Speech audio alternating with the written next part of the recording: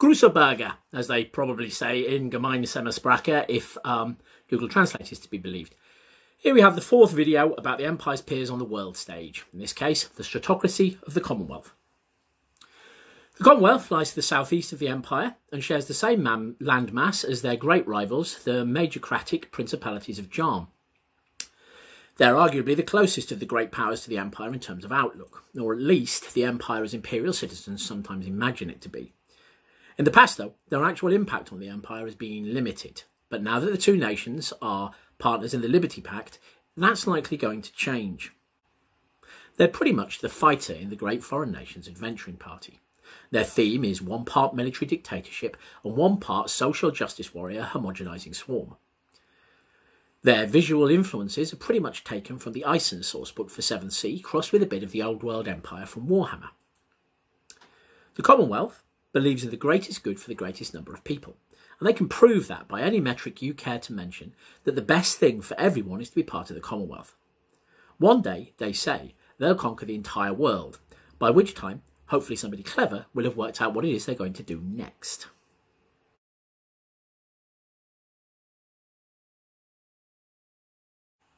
As a nation, the Commonwealth is young, just over 2.5 centuries old.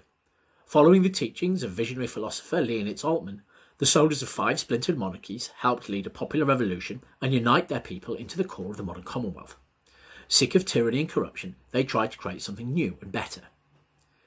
Today they are a stratocracy, a nation run by its generals. They're by no means, however, a straightforward military dictatorship. Leaders are appointed by the people they will lead. The soldiers choose their captains and so on up through the ranks. All rank is by appointment from below, not by selection from above. While the armies form the executive and legislative arms of the government, they do not operate in a vacuum. The military is closely advised by the professors and scholars of the many universities that dot the land. Indeed, the Commonwealth is as famous for its learning as it is for its military might. Some of the most influential people in the Commonwealth are the philosophers who dedicate themselves to establishing the most ethical course of action for their nation to take.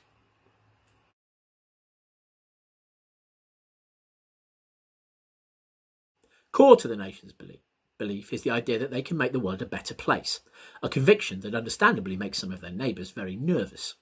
They steadily expand, and not only through conquest. They are almost invariably as prepared to use the pen as they are the sword to convince people of the rightness of their approach. While they may be expansionist, they aren't interested in subjugating their conquered neighbours. They aren't motivated by greed, but by an absolute commitment to the idea of spreading the philosophy of the common good. A common claim from the philosophers of the Commonwealth is that they will only consider going to war if they can prove that the suffering caused by doing so will be less in the long term than the suffering caused by doing nothing. And despite what the Jarmish may say, being part of the Commonwealth does bring all sorts of benefits, as long as one is prepared to accept the philosophy of the common good. While the civilian population can't hold political rank and don't participate directly in the government, they do enjoy a great deal of security and a surprising amount of freedom. Their quality of life is at least comparable to that of their imperial counterparts, and in some cases may even be higher.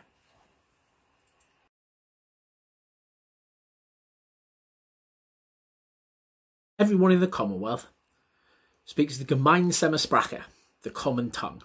All official documents are written in this language, and every child is required to learn it as their first language. Other tongues exist, but while the Commonwealth makes no effort to stamp them out, they're not promoted. This promotion of a single unifying language is not just about cultural domination. Commonwealth philosophers argue that language shapes thought, and by using a single language it is easier for citizens from diverse backgrounds and locations to be united in their pursuit of the greater good. More practically, they believe that different languages make it harder for people to understand each other and thus easier for unfortunate misunderstandings to create unnecessary conflict. Are they correct? Opinion among imperial citizens is divided, but this idea of a single unifying language is another quality they share with the Empire, although obviously the two nations themselves speak very different languages.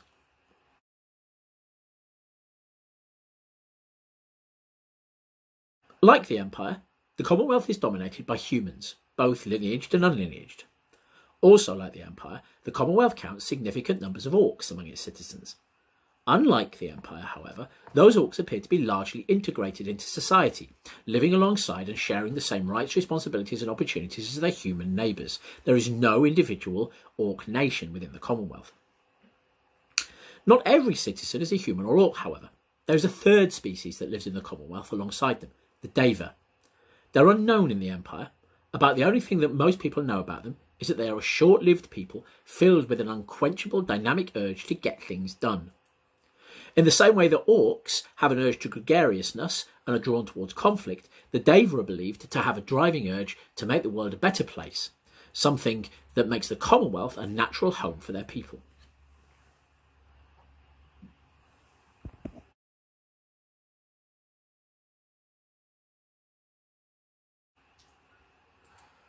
Compared to the Empire, the Commonwealth has few magicians. Their Zauberer are expected to use their magic to support the military, and there is a great emphasis on practical application over theory. Most of the Commonwealth magicians are spellcasters rather than ritual magicians. Those who do master the Realm Lords tend to focus on magic that they can work by themselves, and the nation as a whole doesn't have many covens capable of wielding powerful ritual magic. Where they do exist, these covens are almost always connected to one of the Commonwealth armies. Unsurprisingly, the Commonwealth focuses on magic of use on the battlefield. Their most powerful ritual magicians master the laws of autumn and summer and the healing powers of spring. The rituals of day and night are seen as the province of philosophers, while the realm of winter is seen as particularly suspect and its use discouraged.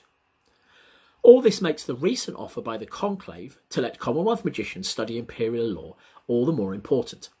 Now, any Zauberer prepared to travel to the Empire can learn from what may be the largest body of ritual magic in the world. It won't put them on par with the Princes of Charm overnight, but it promises to greatly expand the ability of Commonwealth magicians to support their nation. What they lack in magical ability, however, they make up for in industry. The Commonwealth has a great many artisans, experts at constructing magic items, especially weapons and armour. There are numerous items known in the Commonwealth that are unknown by their imperial counterparts. One example would be artisan's oil, the recipe for which was recently introduced to the Empire from the Commonwealth as part of a deal brokered by the Fellowship of Purple Sails. Now that the two nations are allied, there may well be further opportunities to expand the knowledge of imperial artisans.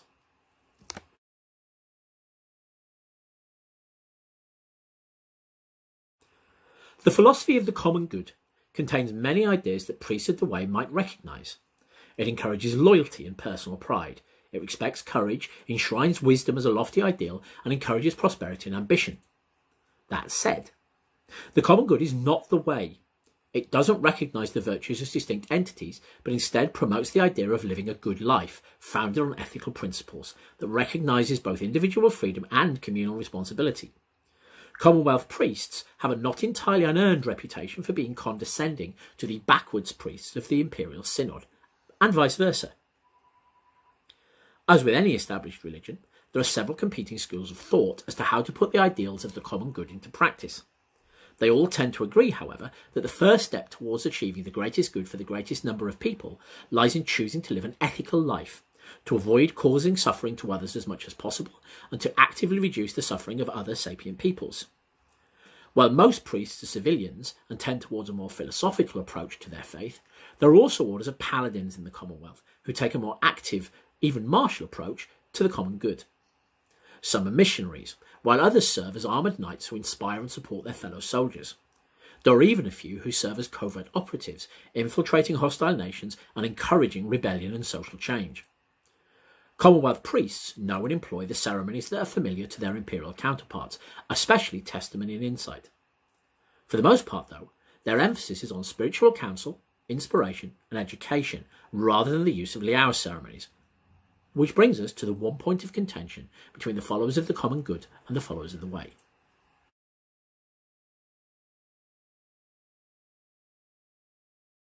There is one major fly in the ointment when it comes to relations between the priests of the way and the priests of the common good, and that revolves around auras: anointing, consecration and hallow. For Commonwealth priests, spiritual auras are created by wicked people, witches and sorcerers, who use them to subvert free will. How can someone make a real choice when their mind is being influenced by supernatural forces, they ask. They don't just restrict themselves to the kinds of auras created by ceremonial skills.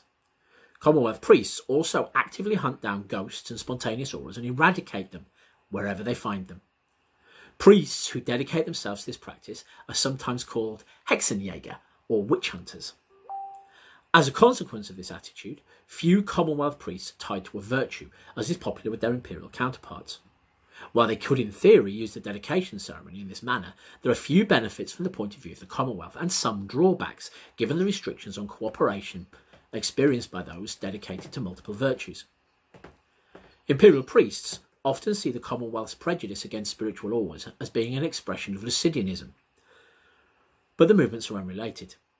Lucidianism grows out of the desire to explore the seven virtues without the distractions caused by auras.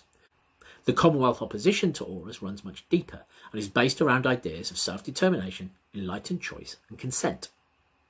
That said, there is no open opposition to the way in the Commonwealth. While the common good is widespread, there is no persecution of pilgrims of the way, and while they are a small minority, there are plenty of congregations who explore and study the doctrines of the faith and the tenets of the virtue. Many of these Commonwealth pilgrims look to Bastion or Timoj for guidance, but they tend to share their people's suspicion of spiritual auras, which causes some more hardline Imperial and Summa priests to view them as borderline heretics.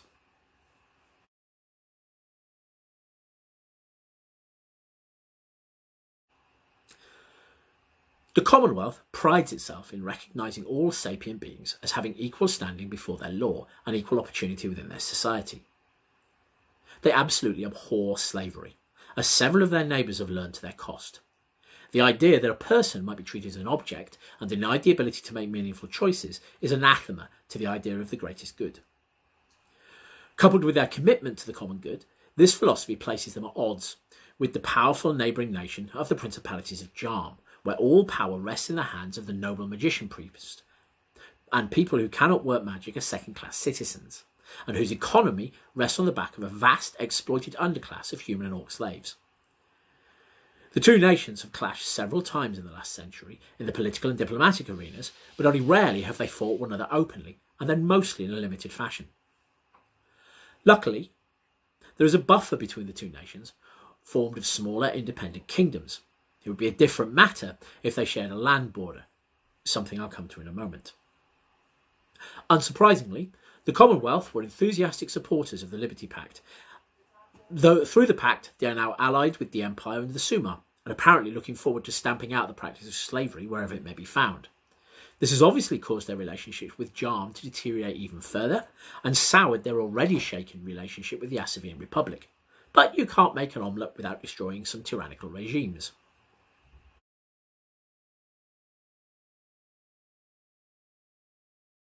On the subject of a land border, the Commonwealth and the Principalities of Jarm share a landmass, but they are separated by a number of smaller, notionally independent states. Caught between two giants, these smaller nations do their best to play their larger neighbours off against one another, but as the Commonwealth has expanded, that buffer zone has become thinner and thinner. Things have come to a head very recently over the tiny independent nation of Lantir, which lies on the border between the two nations. Both its larger neighbours wielded some influence there, but with the formation of the Liberty Pact, the Commonwealth gave the people of Lantir an ultimatum: eschew slavery and cut their ties with the Jarmish, or lose all Commonwealth support. Most of the nobles of Lantir vacillated for a while, but eventually came down on the Commonwealth side. Unfortunately, some of them, those of a magical bent who enjoyed their close relationship with their Jarmish cousins, were not happy about this, and apparently attempted a coup. The Lantir government responded by asking for Commonwealth assistance, and the magicians called for Jarmish assistance, and now open war between the two great nations over the much smaller nation of Lantir seems to have become inevitable. With the Empire and Sumar positioned as the ally of the Commonwealth, it seems impossible that they will not end up being dragged into this conflict in some capacity. As it currently stands, the Commonwealth has the superior military, but its ability to wield magic is significantly more limited than that of Jarm, and the princes have allies of their own that they can call on. It isn't looking good for the tiny nation of Lantir, or for world peace, to put it mildly.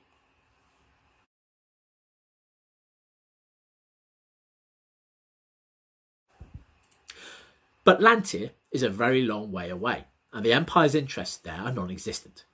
The important thing to most imperial citizens is how the stratocracy of the common good gets along with them. Until very recently, relations between the Commonwealth and the Empire were not good. Imperial politics favoured closer relations with the Principalities of Jarm, with the Commonwealth lagging a distant second. Economic and diplomatic ties with the slaves of the Asavian archipelago further worsened the Commonwealth's attitude towards the empire. In fact, at one point, the Commonwealth ports of Leerdam and Volkovar imposed sanctions on imperial traders, and it looked likely that the nation might cut ties with the empire altogether. Luckily, diplomatic efforts brought the two nations back from the precipice. With the signing of the Liberty Pact and the invitation to the Zauberer to expand their magical horizons, there is a détente between the Commonwealth and the empire. Trade is flourishing, and the foundation is laid for a potentially strong alliance. It remains to be seen how long the Empire and the Commonwealth can maintain their good relations. While they have a lot in common, their similarities may just bring their differences into stark relief. Both nations have a sense of their own destiny. They share an urge to expand and to spread their way of life to others, and an unquenchable ambition. Eventually, conflict between the two seems inevitable. They can't both conquer the entire world, after all.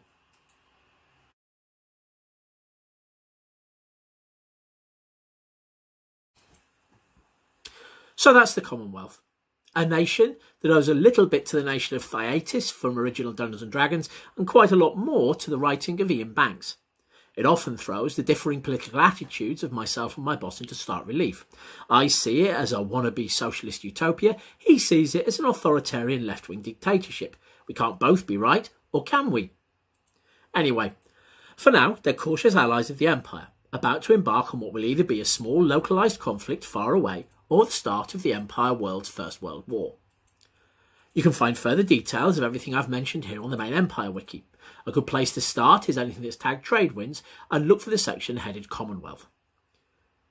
There's one more nation to cover in our tour of the Great World Powers, the Principalities of Jarm, the potent magocracy whose relations with the Empire in recent years have been, to put it mildly, extremely complicated. Until then, handel so, dass das große Möglich, mas an gutem für der Großmöglich Anzahl von Personen entsteht. I'm really sorry about that.